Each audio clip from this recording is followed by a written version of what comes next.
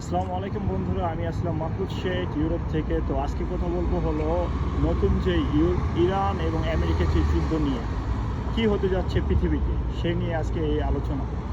তো বর্তমান দুনিয়ায় আমাদের বাংলাদেশ একটা হাঁটতাছে হলো হার্ড লাইনের দিক দিয়ে, যেটা অনেকে বিশ্বাস করবে না, কিন্তু এটাই বাস্তব।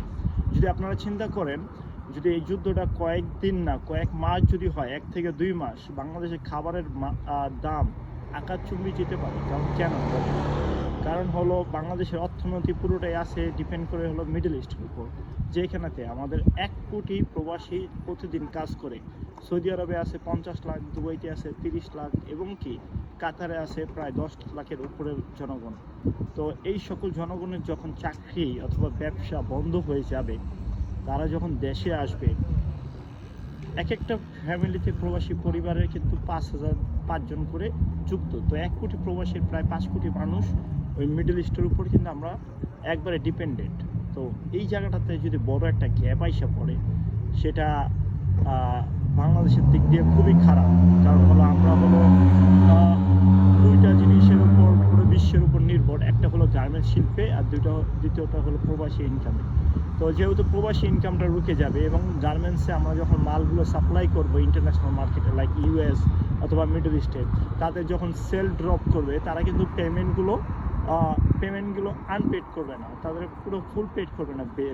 বিলগুলো লাইক আটকা থাকবে। লাইক 500 কোটি টাকা অথবা 1000 কোটি টাকা মাল পাঠাইছে, 10-20 কোটি টাকা পেমেন্ট দিয়ে পুরো পেমেন্টে আটকে থাকবে।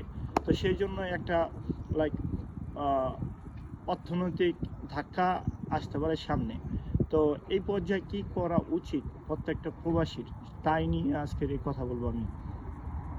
প্রথমত হলো আপনার আপনি যে বাসাটাতে থাকেন, সেটা আপনার নিজস্ব সেফলি একটা বাসা হতে হবে, এবং কি আপনার এই খাবার যেগুলো আছে প্রয়োজনীয়, লাইক আপনি 6 মাস চলতে পারেন এই পর্যায়ে খাবার আপনি রিজার্ভ করে রাখবেন। আমি জানি না কি হতে যাচ্ছে, কিন্তু আপনারা লাইক গ্যাসের যদি সংকটে পড়ে, সেই ক্ষেত্রে লার্কি চুলা অথবা আমার নানি দাদিরা যেরকম ওই যে মাটির চুলা ব্যবহার করতো, সেগুলো আপনারা ইউজ করতে পারেন।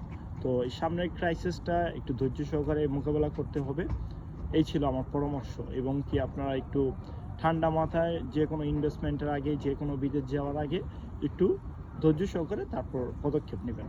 ধন্যবাদ।